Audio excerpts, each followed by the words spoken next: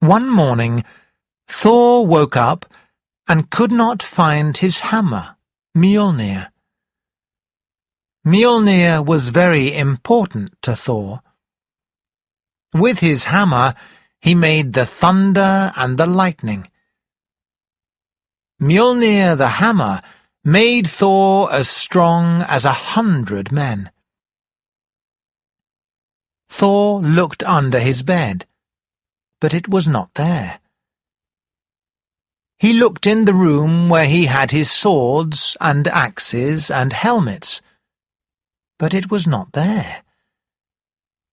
He looked in every one of the 500 rooms of his palace, Bilskirnir, but it was not there. There was no sign at all of Mjolnir, his magic hammer. At first, Thor did not get worried. Thor was not the type of god who worried. Instead, Thor got angry, quickly. And when he could not find Mjolnir, he got very angry, very quickly. "Where is it?" he shouted. "Where's Mjolnir?" Without Mjolnir, Thor could not make the thunder and lightning. Without Mjolnir, Thor was not the strongest of the gods. Then, slowly, an idea came into his head. Loki. Loki was always playing tricks and jokes on the other gods. "I know what's happening," he thought to himself. "I'm sure that Loki has taken my hammer for a joke." Now he got even more angry. "Loki!" he shouted. "Where are you? And what have you done with my hammer?" Loki appeared. "I have no idea," he said. "I don't believe you," said Thor. "You're playing a trick on me, aren't you? Where's my hammer, Mjolnir? If you don't tell me, I'll—" But Thor did not have time to finish his sentence. Loki did not like it when Thor was angry. "I promise I don't know," said Loki quickly.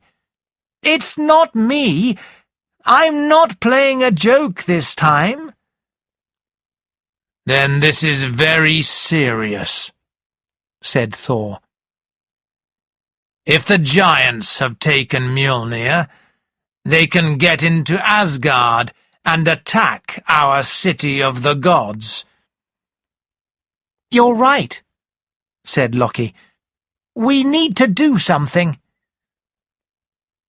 So Loki came up with a plan. "Here's what I'll do," he said. "I'll borrow Freya's falcon skin, and with that I can pretend to be a bird. I'll fly all around the world and look for the hammer." "Very well," said Thor. "Off you go, and be quick." Loki took the goddess's magic falcon skin, and when he put it on, he became a bird, a large falcon. He flew all around Asgard and Midgard, looking for the hammer. But he did not find anything. Then he went to Jotunheim, where the giants lived, and there he saw the king of the giants, Thrym. Thrym was looking very happy. He was smiling and singing a little song to himself. Loki took off the falcon skin and became himself again. "So?" Loki asked the giant. "Where is it?" "Where is what?" replied Thrym. "You know what I'm talking about," said Loki. "Where is Mjolnir, the magic hammer you've taken from Thor?" The giant told the truth. "Ha!" He laughed. "Yes, it's true.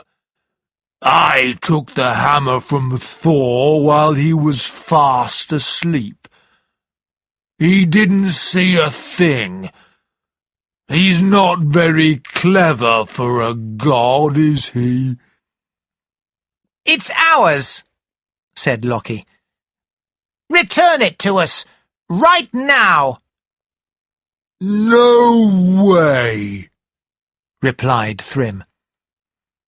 "If you don't give it to us at once, the gods will attack you," said Loki angrily.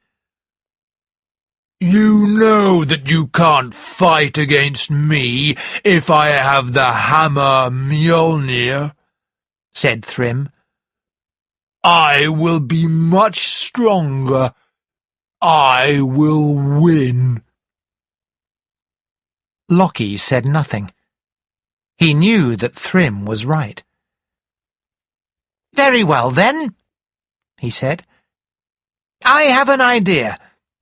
Listen, if we give you something else, then will you give us Mjolnir?" Said Thrym. "That's not a bad idea. After all, it's not Mjolnir that I want." "No?" asked Loki. "What is it that you want?" "The goddess Freya. She's the most beautiful woman I've ever seen," said Thrym. "I want to marry the goddess Freya." "So," said Loki, "if you can marry Freya, will you give us the hammer?" "Exactly right," said Thrym. "I'll see what I can do," said Loki, and flew off to return to Asgard. "Not a chance," said Freya. "No way." "Please," said Loki, and all the other gods with him. "If you marry Thrym, he'll give us the hammer, and the giants won't attack Asgard."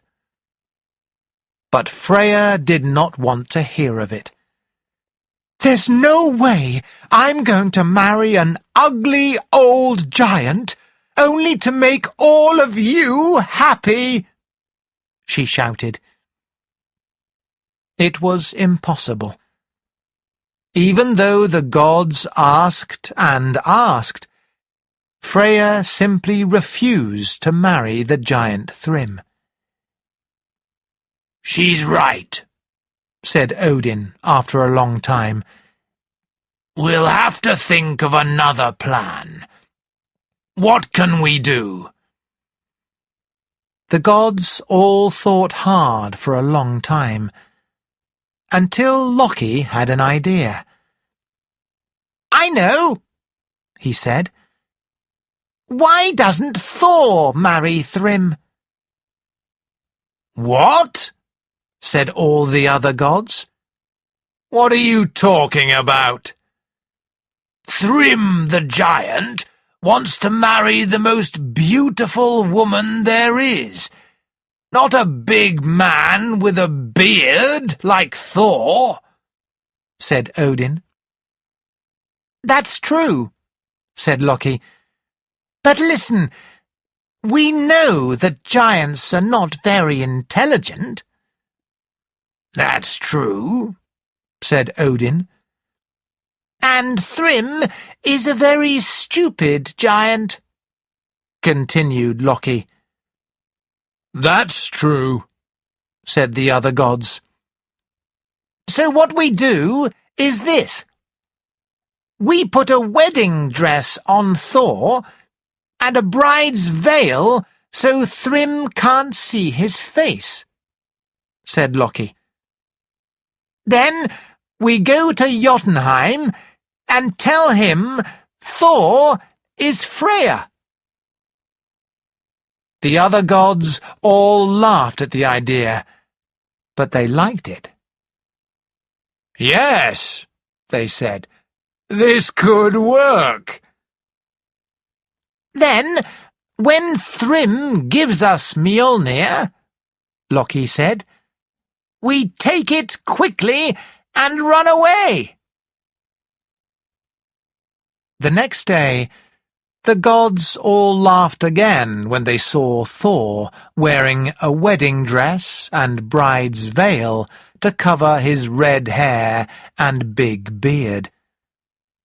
They laughed even more when he put on Freya's beautiful necklace. That's not a beautiful bride, said Balder.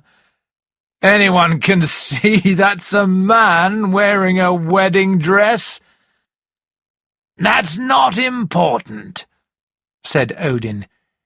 That giant is so stupid, he'll never see. Thor was very angry.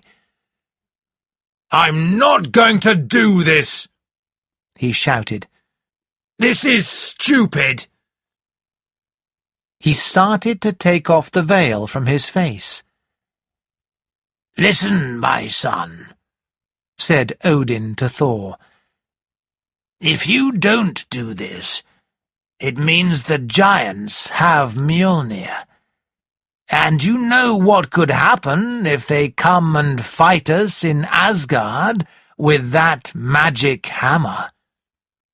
Thor was angry, but he knew his father was right. It was too dangerous. He had to say yes to Loki's plan, and let all the other gods laugh at him. Loki and Thor, pretending to be the beautiful goddess Freya, went to Jotunheim, where the giant Thrym lived. As soon as Thrym saw the bride, he was very happy. "My goodness," he said. "She's very tall." "That's true," said Loki. "Goddesses are very tall." "Can I see her face?" asked Thrym. "No," said Loki. "The bride cannot take off her veil until after the wedding." "Oh, of course," said Thrym. "But can I hear her speak? I want to hear her say words of love to me." "No, you can't," said Loki. "The bride will only talk to you after the wedding." "Very well, then," said Thrym. "Let's sit down now and have the wedding dinner. After the dinner, we'll get married." They all sat down at a big table with lots of food on it. Thor was famous because of how much he ate. And even though he was wearing a wedding dress and a bride's veil, it did not stop him eating. He ate 12 fish. Then he ate all the rest of the food on the table. "Goodness," said Thrym. "She's very hungry." "That's because she's thinking about the wedding so much she's forgotten to eat," said Loki. "She hasn't eaten anything for over a week. But now she's seen you, she's hungry again. Thor ate lots, but under the veil he was very angry. "I don't like this at all," he whispered to Loki, and he started to take off the veil. "No!" shouted Loki, and pulled the veil onto Thor's face again. But Thrym saw Thor's eyes. "My goodness," he said. "She has very red eyes. I thought Freya had beautiful blue eyes." "That's because the bride is thinking so much about the wedding. She hasn't slept for 3 nights," said Loki. "I understand," said Thrym. "So, now we have eaten, let's get married." "Very well," said Loki. "But first, remember your promise. You must return the hammer Mjolnir to us." "Of course," said the giant. He took out the big magic hammer and put it on the table. As soon as Thor saw his hammer again, he could not stop himself. He jumped up, took off the bride's veil, took his hammer, and laughed. "Ah!" he said to Thrym. "Surprised now, are you?" He lifted the hammer and hit the giant on the head with it. "And don't try that again," Thor shouted to Thrym. Then Thor and Loki returned to Asgard with the hammer Mjolnir. "Don't tell anyone that I wore a wedding dress," said Thor to Loki. "I looked stupid." "Ha!" laughed Loki. "Sometimes, Thor, you are stupid, but not as stupid as that giant."